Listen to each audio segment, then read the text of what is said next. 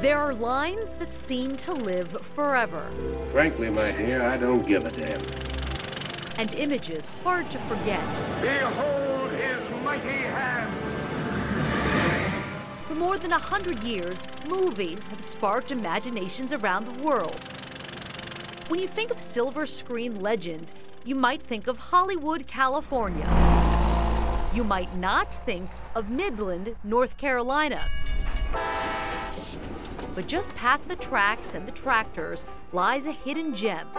Outside this aging building, located in a backyard, in an out-of-the-way community, you'll find a few rusty clues to the Tinseltown treasures being kept alive inside.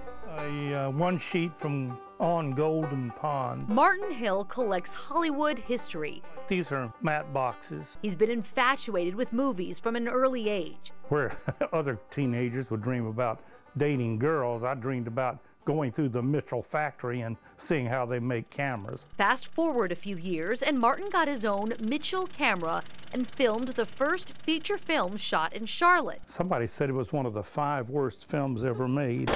He even tried his hand at acting. It's your money, Ward. That was for Buckstone County Prison. You mean you haven't heard? Martin's true passion has always been for the tools of the trade, motion picture cameras. It is just marvelous mechanical creations. Camera buffs from around the world have made their way to Martin's doorstep, and many ask the same question. What is Midland, North Carolina? I said it's a very tiny little rural community that has one of the best movie camera collections in the world sitting in the middle of it. But this was the camera body of D2, and that was Gone with the Wind camera. Throughout his 6-decade obsession, Martin has amassed a unique collection. He's been buying up cameras and equipment from major studios like Paramount and Universal, some of which were marked as scrap and destined to be lost forever. Word got out to the industry that this hick from North Carolina was buying these dinosaur cameras that were no longer being used. And if you have any of this junk in your camera department that you want to unload, here's his phone number. This one is the most obscure thing I've got. They only made 2 of them. The government used them in World War II to shoot atomic bomb testing.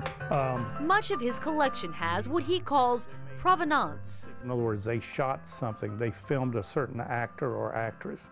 They shot all the Shirley Temple stuff. This camera, according to our research, was the primary on Star Trek.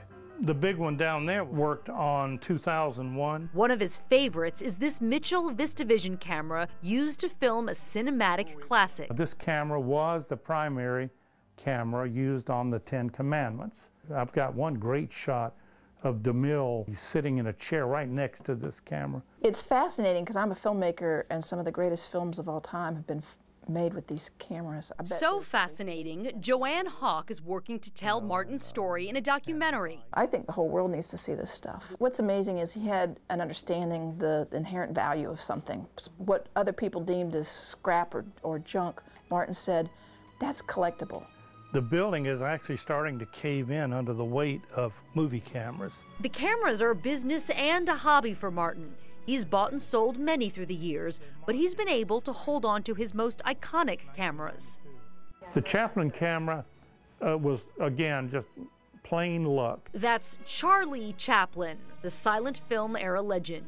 Martin owns Chaplin's personal camera, the one used to shoot many of his films, including The Gold Rush.